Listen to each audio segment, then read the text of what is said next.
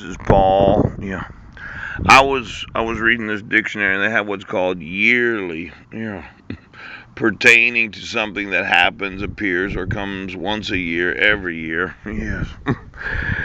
For a lot of corporations, that annual report is so important. They got to make it look good now, don't they?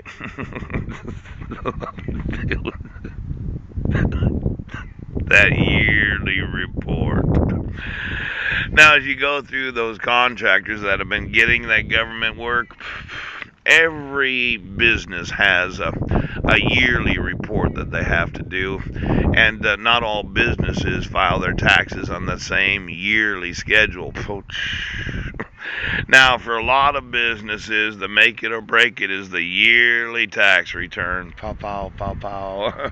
It's that yearly estimation of future income. It's where they try to pile everything in right before the end of their annual required reporting. Now, as you go through these contractors, I just wanted to get a copy of their annual yearly reporting for tax purposes, and what their estimate was they were going to have in future earnings. And how many contracts had gotten received 2 to 3 months before the reporting of their yearly reporting. Now, a lot of estimators, they would say, well, you know what, we got a month here before we're going to have to report our annual results. I think we're going to have to really lowball these estimates to make things look good for ourselves. Now, when you look at the actual stock ownership of large construction companies, those in the upper level management,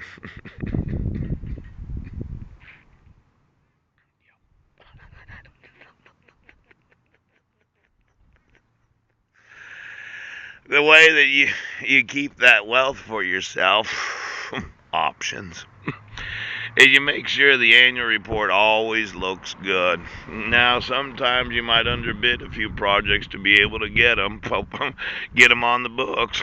You might not see much profitability, but when you're managing a corporation, you actually have to manage for the short term. You can't be concerned about whether or not an estimate is true or not.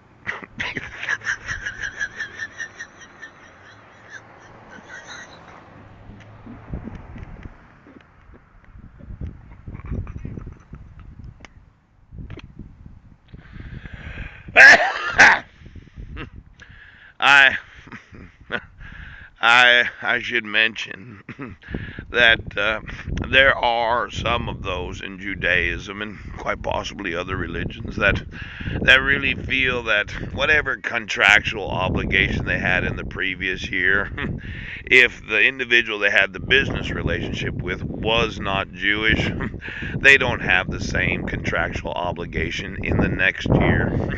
I had read, and I think it was the Talmud, the oral traditions of Judaism.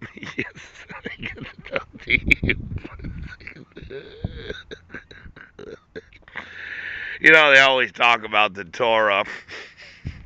They never talk about the 15,000 pages of the oral traditions of those that are previous rabbis that said, no, actually, every year all contractual obligations with Goyim are no longer enforceable, and we start all new every year. Now, some people would say, is that really the faith of those in Judaism that don't have any problem signing a contract for any work at all, making verbose proclamations about what they're going to do for you? But once you sign the contract, the next year comes around, and all of a sudden they feel like, well, actually, I didn't mean what I said in the contract. Now, you can understand some construction companies are in the business of lawsuits, and they can be very lucrative. Very lucrative.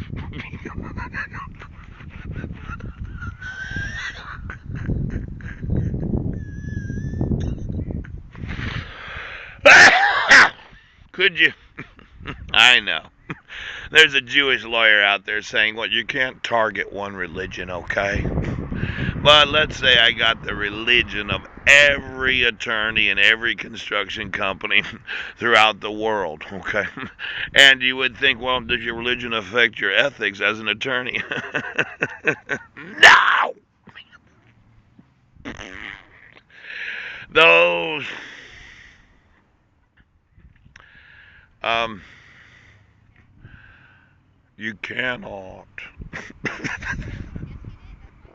I'm having a lot of flatulence. I don't really know why.